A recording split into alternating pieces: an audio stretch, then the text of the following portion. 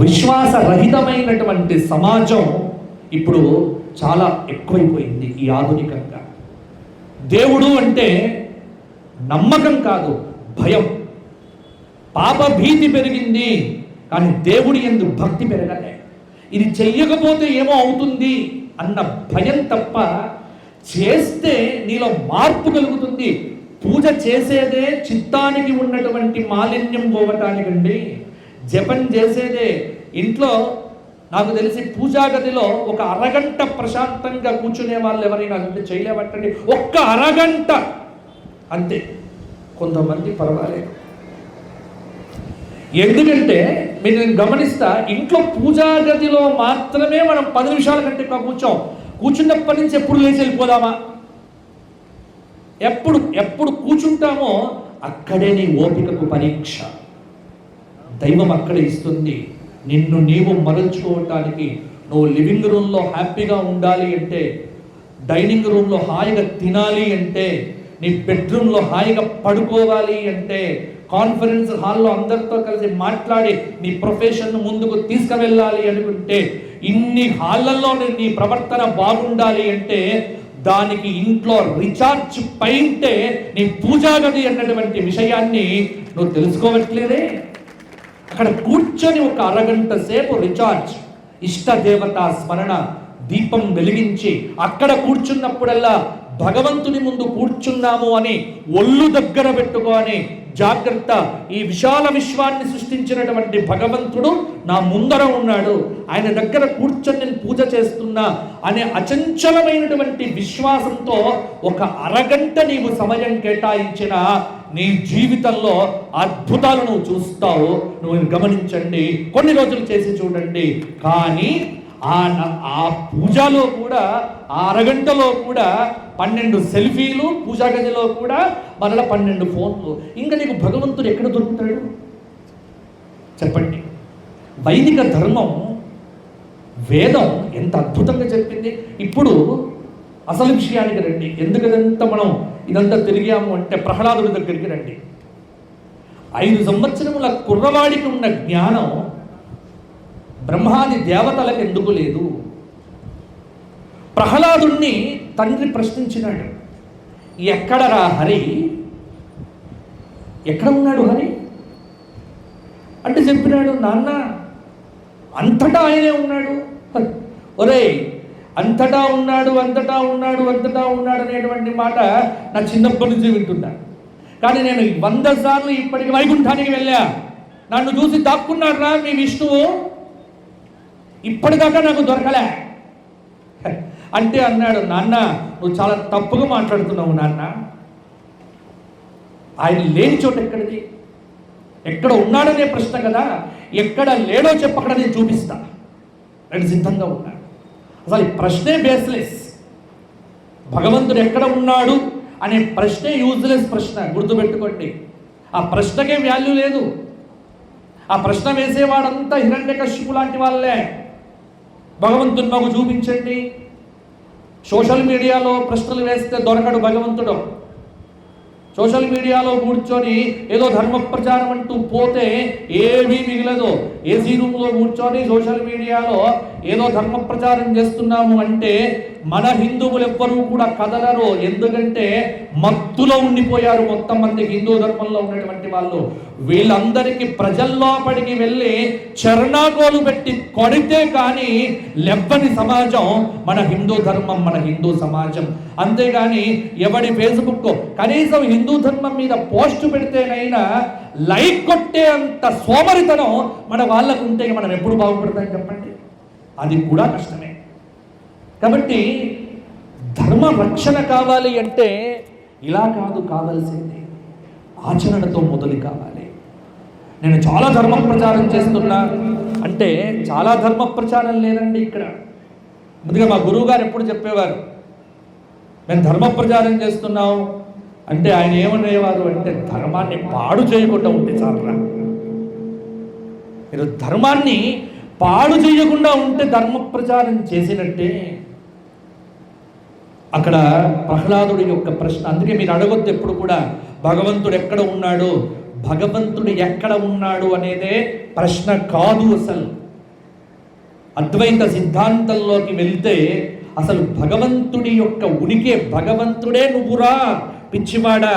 నీ లోపల ఉన్నటువంటి పృథివ్యప్తేజో వాయురాకాశాది పంచమహాభూతములు, నీ లోపల ఉన్నటువంటిది ఏదైతే దివ్యమైనటువంటి చైతన్యం ఉందో, న తేజో న భూమిర్న వాయు చిదానంద రూప శివోహం శివోహం. అయితే ఆ చిదానంద రూపానికి వెళ్ళటానికి ముఖ్యంగా ఇది కాదు, నేతి నేతి చేసుకుంటూ వెళ్ళిపోవాలి. ఇక్కడ బోర్డు మీద కొట్టివేయటం కాదు, ఇంటి లోపల కొట్టివేస్తూ పోవాలి. ఇది నాది కాదు, ఇది నేను కాదు, ఇది నేను కాదు, ఇది నేను కాదు అని తెలియటానికే పూజతో మొదలవుతుంది మన సంస్కృతి.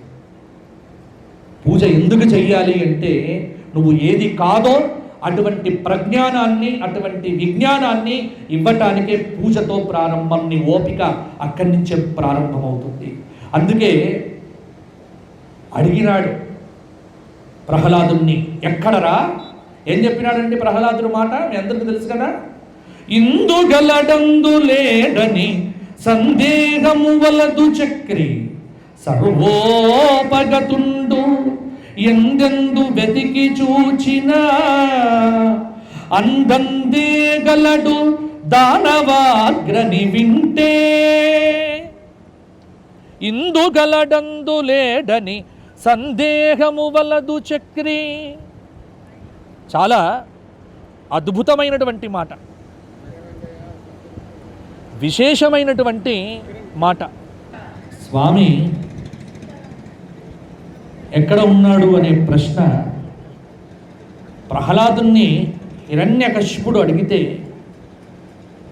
ప్రహ్లాదుడు చెప్పినటువంటి సమాధానం, ఇందు గలడు అందు లేడని సందేహము వలదు. ముందు నీ సందేహాలు మానం. ఎందెందు వెతికి చూచిన అందందే గలడు. ఇక్కడ అక్కడ అని కాదు, వేదం చెప్పింది. సో అన్వేష్టవ్య నిదిధ్యాసితవ్య. అన్వేషణ కొనసాగించు. దేవుడు లాజిక్కుకో, మ్యాజిక్కుకో, లేకపోతే దేనికో దొరకడు. దైవానుభూతి నీ లోపల కలగాలి, నిరూపణ అయ్యేది కాదు. దేవుణ్ణి చూచిన వాడెవ్వడు కూడా మరల నేను చూచా, ఎందుకంటే మీరు సుందరకాండ చూస్తే మండోదరిని చూడగానే ఆంజనేయ స్వామి ఏం చేశాడు? ఆస్ఫోటయామాస చుచుంబ పుచ్చం. ఓ ఎగిరాడు, దూకాడు, ఎగిరాడు, దూకాడు, ఎగిరాడు, దూకాడు. అబద్ధాన్ని నిజం అని నమ్మినప్పుడు అలాగే ఉంటుంది ప్రవర్తన, కోతి ప్రవర్తన అలాగే ఉంటుంది. కొద్ది క్షణాల తర్వాత ఇది అసత్యం అనుకున్నాడు. అనుకొని తిరిగి లంకాపట్టణంలో అశోకవనంలో శింశుపా వృక్షం పైన కూర్చున్న హనుమంతుడు కింద ఉన్నటువంటి జగన్మాత భూజాత సకల సద్గుణోపేత సీతామాతను చూస్తే దదర్శ శుక్లపక్షాదౌ చంద్రరేఖామివామల మంద ప్రఖ్యయమానేన. అప్పుడు జగన్మాత అయినటువంటి సీతమ్మను చూడగానే ఇక్కడ ఎగరలే, దూకలే, తోక ముద్దు పెట్టుకోలే. ఏం చేసినాడు? 2 చేతులు పైకెత్తి శిరస్య అంజలి మాధాయ, 2 చేతులు పైకెత్తి 2 కళ్ళ నుంచి ఆనంద బాష్పాలు అలా ఆంజనేయుడి యొక్క బుగ్గల మీద పడ్డాయి. ఇది దేవుణ్ణి చూచినప్పుడు నీకు కలిగేది. దైవాన్ని చూడగానే నీ కళ్ళు అప్రయత్నంగా చెమర్చాలి, హృదయంలో కదలిక రావాలి.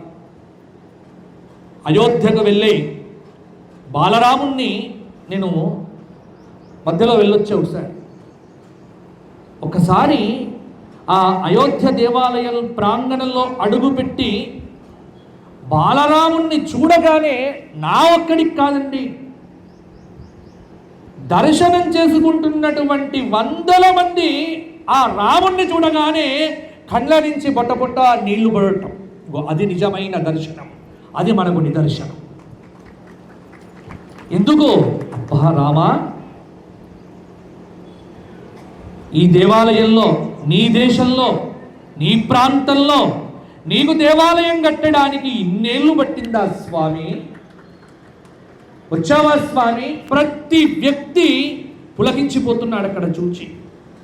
దేవుణ్ణి దర్శించుకున్నప్పుడు నేను రాముణ్ణి కాక పక్కన ఉన్న వాళ్ళందరినీ చూస్తూ పోయాను.